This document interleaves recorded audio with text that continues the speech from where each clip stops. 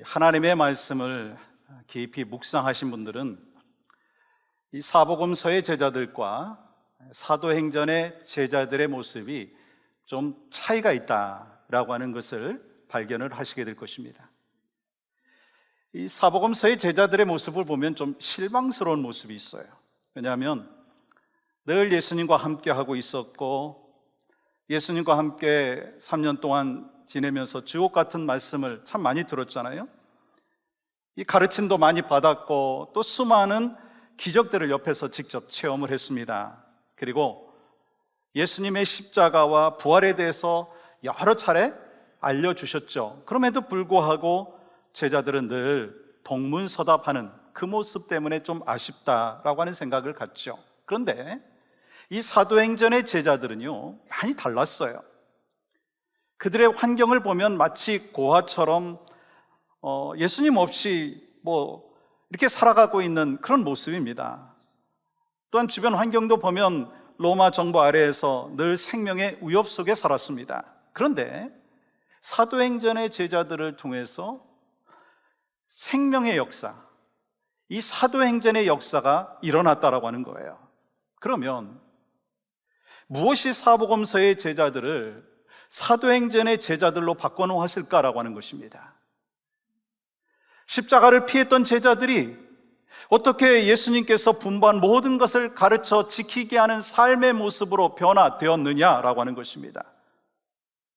또한 이 십자가와 부활의 복음을 생명을 바치면서 전했던 참된 제자의 모습을 살 수 있었는가?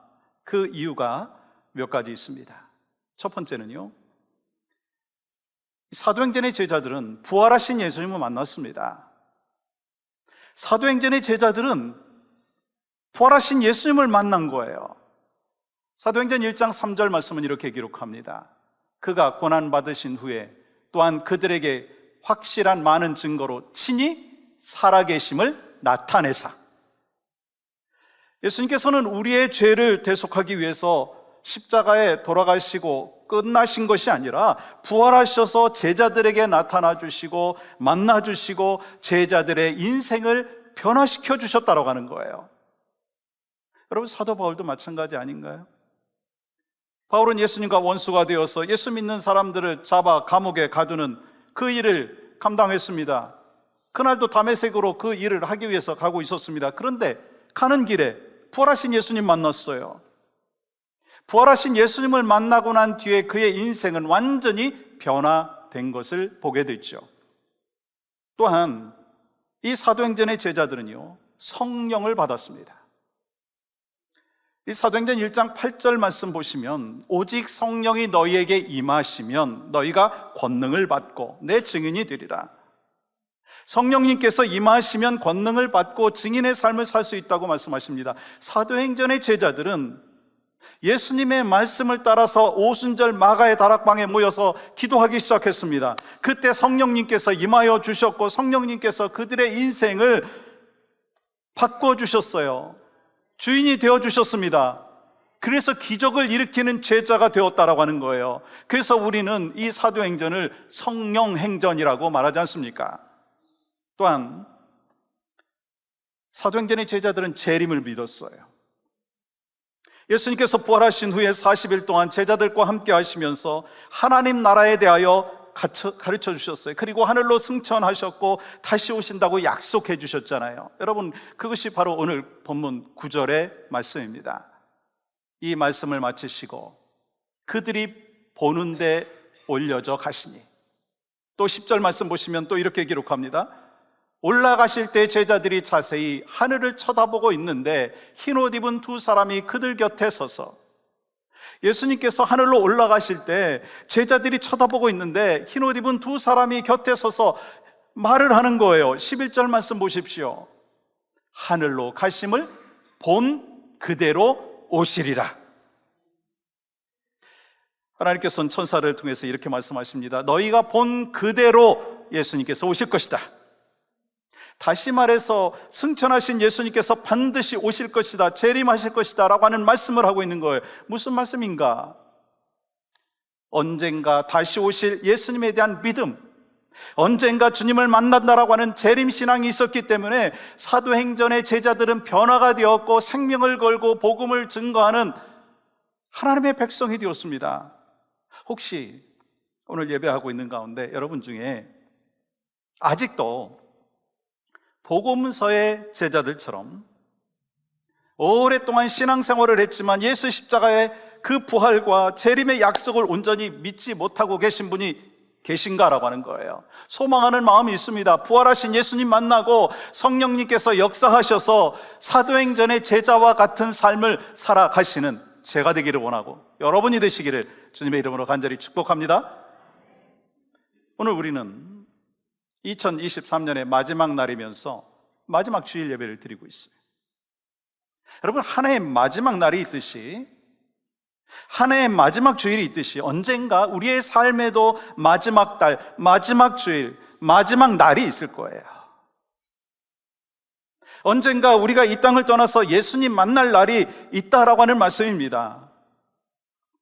우리의 인생에 죄와 허물로 얼룩진 역사가 끝이 나고 부족하지만 우리를 기다리시는 하나님을 만날 날이 있다라고 하는 거예요. 그 재림을 기다리는 그 삶을 살아가는 삶의 모습이 바로 크리스찬의 모습인 거예요. 그렇기 때문에 성경에서 이 재림이 없다면 예수님의 가르침은 좋은 윤리이고 좋은 철학이 될 수 있고 종교가 될 수 있지만 우리 인생의 진정한 생명의 역사는 일어나지 않을 것이다라고 하는 거예요. 여러분, 사복음서를 읽다가 보면 이 재림에 대해서 참 많이 말씀을 하시죠. 무슨 얘기인가? 그만큼 예수님께서는요, 재림에 대해서 강조하셨다는 거예요. 그리고 예수님께서 재림에 대해서 말씀하실 때 우리는 어떤 태도로 살아가야 되느냐라고 하는 것을 말씀하시죠. 지난주에 우리가 성탄 감사 예배를 드렸어요. 주님이 우리를 구원하기 위해서 이 땅에 오셨고, 그리고 이 공생애를 사시고 또 부활하시고 승천하시면서 우리에게 다시 오신다고 말씀하시면서 우리에게 어떤 태도로 살아가야 되는지를 말씀하셨는데, 첫 번째는요, 깨어 있어야 한다 말씀하셨어요. 깨어 있어야 한다. 예수님께서 재림을 준비하면서 깨어 있으라 말씀하시는 거예요. 그렇다면 우리가 깨어 있으라고 하는 그 말씀을 묵상하다가 보면 여러분, 성경에서 어떤 말씀이, 어떤 비유가 떠올려집니까? 열처녀 비유 아닌가요? 열처녀가 신랑을 맞으러 나갑니다. 그런데 미련한 다섯 처녀와 이 슬기로운 다섯 처녀가 있는데 무엇이 다른가?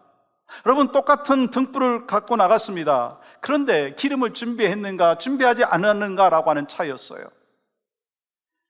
근데 생각보다 신랑이요, 좀 늦게 왔잖아요. 기름이 떨어졌어요. 그 당시 상황을 성경은 이렇게 표현을 하고 있습니다. 마태복음 25장 10절 보십시오. 그들이 살아간 사이에 신랑이 오므로 준비하였던 자들은 함께 혼인잔치에 들어가고 문은 닫힌지라. 똑같은 신앙생활을 하고 있지만 누구는 천국에 들어가고 누구는 못 들어간다면 여러분, 이거보다 더 안타까운 일이 어디 있겠습니까? 그렇다면 미련한 처녀들의 문제가 무엇이었는가? 나름대로 형식은 다 갖췄어요. 등을 준비했죠. 또 신랑도 기다렸습니다. 근데 뭘 준비하지 않았죠? 기름이 준비되지 않았어요. 여러분, 우리의 신앙생활은 어떤가라고 하는 거예요. 나름대로 교회 나와서 예배하고 기도하고 봉사하면서 이 주님을 간절히 사모하는 마음으로 기름을 준비하고 있는가, 아니면 그냥 내 생각대로 종교 생활을 하고 있느냐, 그 차이가 있다라고 하는 거예요. 그러면 여러분 자신에게 한번 질문해 보시기 바랍니다. 나는 주님 만난 날을 기대하면서 사모하는 마음으로 기름을 준비하여 깨어 살아가고 있는가? 어떠세요? 어떻게 살아야 되죠? 예수님이 분명히 말씀하십니다. 마태복음 25장 13절 말씀 보세요. 그런즉 깨어 있으라. 너희는 그날과 그때를 알지 못하느니라. 깨어 있으라. 왜인가요? 언제 예수님께서 다시 오실지 모른다는 거예요. 그러면 왜 다시 오실 날을 말씀하지 아니하였는가? 왜 그랬죠? 마틴 루터는요, 이에 대해서 이렇게 설명하고 있습니다.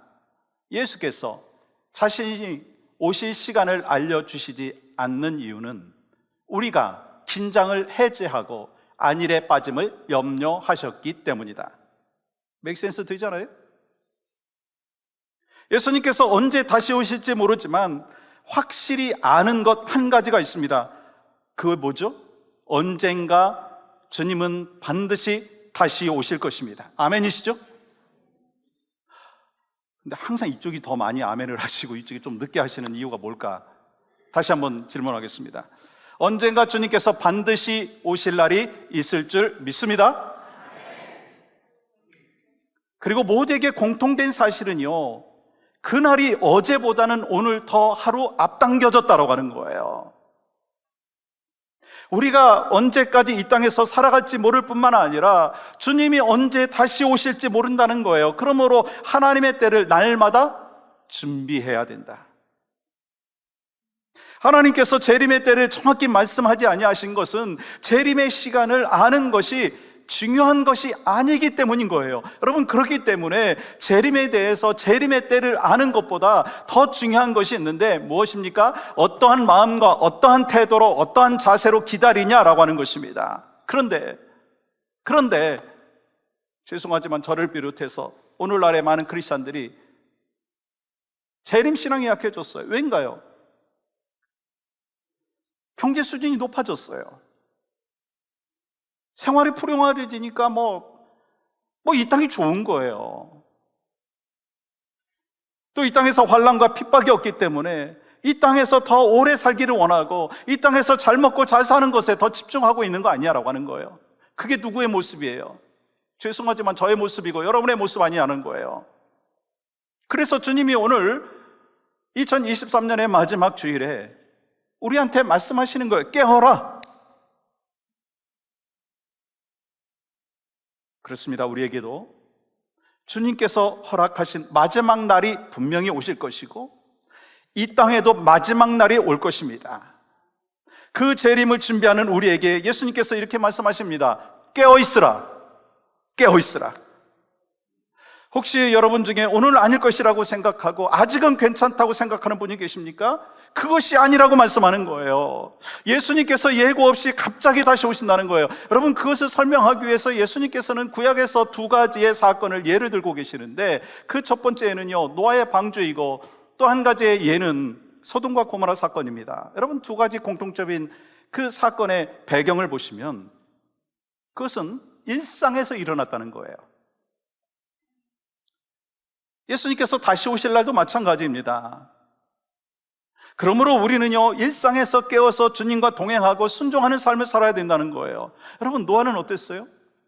말씀을 그대로 믿고 홍수를 대비해서 깨어서 방주를 준비했습니다. 그러나 깨어있지 못한 사람들은요, 하나님의 말씀을 무시하고 향락에 빠졌습니다. 그 결과 어떻게 되었어요? 노아는 구원을 받았지만 믿지 못한 사람들은 자신이 전부라고 생각하는 것과 더불어서 물로 심판을 받았어요. 또한 소돔과 고모라 성에 그 불과 유황으로 심판을 할 때 롯의 아내는 천사가 뒤돌아보지 말라라고 했음에도 불구하고 말 듣지 아니하고 뒤돌아보다가 뭐가 되었어요? 소금구덩이 되지 않습니까? 이와 같이 예수님을 주인으로 삼고 깨어있는가 그렇지 않은가에 따라서 그날의 운명이 바뀐다는 거예요. 그러면 오늘은 어떤가 하는 거예요. 오늘은 수많은 사람들이 진리의 말씀을 농담으로 여기면서 그냥 멸망의 길로 가고 있습니다. 설마 당장 오실까? 그런 마음으로 의심하죠. 아니, 지금 여러분과 저의 마음 가운데 그것이 있지 않느냐라고 하는 거예요. 이것이 종말의 때에 멸망당할 사람들의 모습입니다. 그러나 우리는 분명히 믿습니다. 주님은 반드시 이 땅에 오실 것입니다. 여러분 믿으신가요? 그러니까 항상 깨어있어서 다시 오실 주님을 준비하는 슬기로운 성도의 생활이 우리 가운데 있어야 될 줄 믿습니다. 두 번째는 다시 오실 주님을 사모해야 한다는 거예요. 하나님께서 다시 오실 예수님에 대해서 깨어있음으로 준비하고 사모함으로 준비하라고 말씀하십니다. 그러면 우리가 사모하는 예수님 누구신가요? 우리가 죄와 허물로 죽었었는데 우리를 살려주시기 위해서 대신 죽으신 분 아닌가요? 예수님께서 이 땅에 오셔서 나를 대신해서 죽으셨고 부활하시고 승천하셨고 언젠가 다시 오실 것이라고 하는 것을 믿는 그 믿음의 삶이 우리 신앙의 삶인 거예요. 그렇기 때문에 다시 오실 것이라고 하는 것을 믿는다면 예수님 만나기를 사모하고 주님 다시 오실 날을 사모하는 것 당연하다는 거예요. 이에 대해서 베드로 사도는요, 베드로전서 3장 10절에서 이렇게 이야기합니다. 같이 한번 천천히 읽어볼까요? 시작. 그러나 주의 날이 도둑같이 오리니 그날에는 하늘이 큰 소리로 떠나가고 물질이 뜨거운 불에 풀어지고 땅과 그 중에 있는 모든 일이 드러나리로다. 이 모든 것이 이렇게 풀어지리니 너희가 어떠한 사람이 되어야 마땅하냐? 거룩한 행실과 경건함으로 하나님의 날을 임하기를 바라보고 간절히 사모하라. 주님의 날을 사모하며 바라보라라고 하는 거예요. 그렇다면 예수님께서 재림하심으로 인류가 심판을 받는 종말이 오는데 왜 크리스찬들은 그날을 소망하면서 기다려야 되느냐라고 하는 거예요. 왜 사모해야 되느냐라고 하는 거예요. 여러분, 예수님께서 재림하시는 이유가 있어요. 이 땅에서 예수 그리스도를 믿는 일로 인하여 환난과 시련과 핍박을 받고 있는 하나님의 백성들을 최종적으로 건지시고 그들에게 하나님 나라를 상속시켜 주시기 위함이다라고 하는 거예요. 그래서 사도 요한은 이 밤모섬에서 종말에 대한 계시를 받고 그토록 막 두려운 그 마음으로 바라보면서도 이런 고백을 합니다. 아멘. 주 예수여 오시옵소서. 아멘. 주 예수여 오시옵소서. 그러면서 감격하면서 기뻐했다는 거예요. 여러분, 예수님의 재림에 대한 반응을 보면 우리의 신앙을 점검해 볼 수가 있습니다. 예를 들어서 이런 거죠. 시험을 보는 날을 기다리는 사람이 있고 그날이 오지 않기를 바라는 사람이 있어요. 뭐의 차이일까요? 누가 고대하고 기다리고 사모합니까? 시험을 꾸준히 준비한 사람이에요. 그러나 준비하지 않은 사람은요, 두려워합니다. 왜요? 준비한 사람에겐요, 시험날이 자기 실력을 정말 인정받는 날이 될 것이고, 그러나 준비하지 않은 사람에겐요, 시험날이 심판의 날이 되기 때문인 거예요. 마찬가지예요. 예수님께서 다시 오심을 믿음으로 잘 준비한 성도에게는 주님 다시 오시는 날을 바라보면서 소망 가운데 살아갈 뿐만 아니라 그날이 축복의 날이고, 믿음이 없는, 그러면서 세상 것에 추구하며 살아가는 사람에게는요, 재림의 날이 심판의 날이 된다라고 하는 거예요. 그렇기 때문에 우리 모두가 재림에 대한 믿음을 가지고 예수님을 사모하며 살아갈 수 있기를 주의 이름으로 간절히 축복합니다. 여러분, 크리스찬들에게 있어서 가장 영광스러운 순간이 언제일까? 언제라고 생각하세요? 이 땅에서 많은 것을 누리는 것? 꿈을 이루는 것? 그것도 참 소중하더라고요. 근데 모든 것은 시간이 지나면 다 지나가게 되었어요. 여러분 아시죠? 그렇기 때문에 크리스찬들에게 가장 영광스러운 순간은 우리가 육신을 벗고 이 땅을 떠나 주님을 만나는 순간이에요. 여러분 이 사실 믿습니까? 우리 크리스찬들의 그 죽음이 복된 죽음이 되는 이유가 무엇입니까? 이 땅에서 장막을 벗고 이 땅을 떠나는 순간 주님과 만나서 영원한 눈물도 없고 또 죽음도 없는 천국에서 주님과 함께 영원히 살 것이기 때문에 그 순간이 가장 영광스러운 순간입니다. 그렇다면 여러분은 그 순간을 사모하고 계시냐고 하는 거예요. 초대교회 때 크리스찬들이 가장 즐겨하는 인사말 두 개가 있었어요. 하나는 샬롬, 또 하나는 마라나타. 샬롬은 잘 아듯이 이 평화, 평강이라고 하는 그 말입니다. 의미 있죠. 마라나타는 아람어로 우리 주여 어서 오시옵소서. 여러분 그 당시에 고난과 핍박과 시련이 혹독하게 몰아치던 그런 시대였습니다. 여러분 그 당시에 주님을 믿는 건 죽음과 연결된 시대였습니다. 그 고통과 두려움을 견디기가 너무 힘들었습니다. 그럴 때마다 그들은 어떻게 고백했어요? 마라나타, 주여 어서 오시옵소서. 여러분, 사도 요한은요, 예수님의 재림을 사모하는 사람들에게 이렇게 말합니다. 요한계시록 22장 20절 말씀 보세요. 아멘, 주 예수여 오시옵소서. 아멘, 주 예수여 오시옵소서. 베드로와 요한과 그리고 수많은 믿음의 선배들은 새하늘과 새 땅을 사모하며 아멘, 주 예수여 오시옵소서. 그 신앙의 고백을 하고 주님 다시 만날 그날을 소망하며 살았다라고 하는 거예요. 여러분과 저에게도 그러한 믿음과 신앙의 고백이 있기를 주의 이름으로 간절히 축복합니다. 또한 다시 오실 주님을 우리가 소망하며 살아가는 하나님의 백성들에게 필요한 것이 있다면 복음을 전해야 합니다. 재림을 맞이하는 우리의 자세는 복음 전파예요. 그런데 이 재림을 기다리는 사람들 가운데 잘못된 생각을 하시는 분들이 계세요.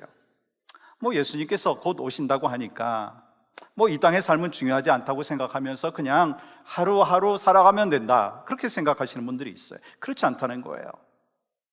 예수님께서 오늘 밤 오신다 한다 할지라도 우리는 삶의 현장에서 매일매일 청지기 신앙을 갖고 삶 가운데에서 하나님께서 맡겨주신 사명을 감당해야 된다는 거예요. 그러면 우리가 최선을 다해서 감당해야 될 사명이 뭐냐라고 하는 거예요. 여러분, 뭐죠? 복음 전파예요. 예수님께서 마태복음 24장 14절에서 이렇게 말씀하십니다. 같이 한번 읽어볼까요? 시작. 이 천국 복음이 모든 민족에게 증언되기 위하여 온 세상에 전파되리니 그제야 끝이 오리라. 예수님의 십자가 복음이 땅끝까지 선포될 때 그때 주님이 오신다고 말씀하시는 거예요. 여러분, 오늘 장로님도 기도하셨지만 수많은 선교사님들이 이 가족을 떠나서 척박한 땅에 가서 복음을 전하는 이유가 뭘까요? 예수 복음이 땅끝까지 전파되어질 때 주님께서 오신다라고 하는 것을 믿고 그 소망 가운데 선교 사역을 감당하는 거예요. 우리도 그 믿음으로 복음을 전파해야 된다라고 하는 거예요. 우리는 주님 앞에 머물러 있는 영성도 필요하지만 세상으로 나가야 합니다. 내가 은혜 받고 성령 충만하고 깨어있고 주님 사모하고 감사하죠. 그러나 거기에서 머무는 것이 아니라 세상으로 나가야 된다는 거예요. 여러분, 교회에서 은혜 받는 것으로 끝나면요, 안 되는 거예요. 세상으로 나가야 된다는 거예요. 왜요? 교회는 마치 가스스테이션과 같아요. 여러분, 가스스테이션, 가스 넣기 위해서 들어가잖아요. 누가 그곳에 파킹하기 위해서 들어가는 분 계신가요? 가스스테이션은요, 가스 넣고 그 다음에 뭐 하죠? 자기가 목적한 그곳으로 또 달려가는 거예요. 마찬가지로 교회도 그렇습니다. 우리가 모이기 위해서 교회가 존재하는 곳은 아닙니다. 교회에 모여서 함께 예배하고 은혜 받고 훈련 받고 그 다음에 뭐가 있어야 돼요? 나아가야 된다라고 하는 거예요. 오늘 저녁에 송구영신 예배 때 우리 지나온 한 해를 쭉 영상으로 편집해서 만들었는데 그 영상을 보면서 참 감사했어요. 우리 성도들이 합력하여서 정말 하나님께서 맡겨주신 사명을 교회 안에서만 머무는 것이 아니라 참 세상으로 나아갔고 지역사회로 나아갔던 것을 눈으로 보여주시더라고요. 그게 바로 교회라고 하는 거예요. 여러분과 제가 바로 모여서 함께 예배하고 은혜 받고 거기서 끝나는 것이 아니라 끊임없이 흩어지는 교회, 세상으로 나가서 예수님의 증인의 사명을 감당하는 교회가 되어야 될 줄 믿습니다. 그것이 우리를 구원하신 이유이고 목적인 거예요. 예수님께서 이 땅에 심판주로 오시게 될 때 재림을 사모하며 깨어 기다린 사람에게는 영원한 생명이고 또 영원한 천국이 기다리고 있어요. 그렇지만 그렇게 준비하지 아니하고 깨어있지 못한 사람에게는요, 영원한 심판인 형벌로 임하게 된다는 거예요. 어떤 분들은요, 이렇게 이야기합니다. 아니, 예수님께서 속히 오신다고 말씀하셨는데 아니 2000년이 지나도록 주님이 오시지 않고 있지 않습니까? 근데 주님께서 뭐라고 말씀하셨어요? 첫날이 하루 같다고 말씀하셨어요. 예수님께서 아직까지 오지 아니하신 이유가 뭘까요? 주님이 우리에 대하여 관심이 없기 때문에? 그분은 뭐 약속을 지키지 아니하시는 분이기 때문에 아니라는 거예요. 우리 한 사람 한 사람을 위하여 긍휼한 마음이 있기 때문인 거예요. 그래서 베드로 사도는요 이렇게 말하고 있습니다. 베드로후서 3장 9절 보십시오. 같이 천천히 읽겠습니다. 시작. 주의 약속은 어떤 이들이 더디다고 생각하는 것 같이 더딘 것이 아니라 오직 주께서는 너희를 대하여 오래 참으사 아무도 멸망하지 아니하고 다 회개하기에 이르기를 원하시느니라. 아멘. 주님께서 더디 오시는 이유가 뭐예요? 아무도 멸망하지 아니하고 모두가 회개하기를 원하시기 때문인 것입니다.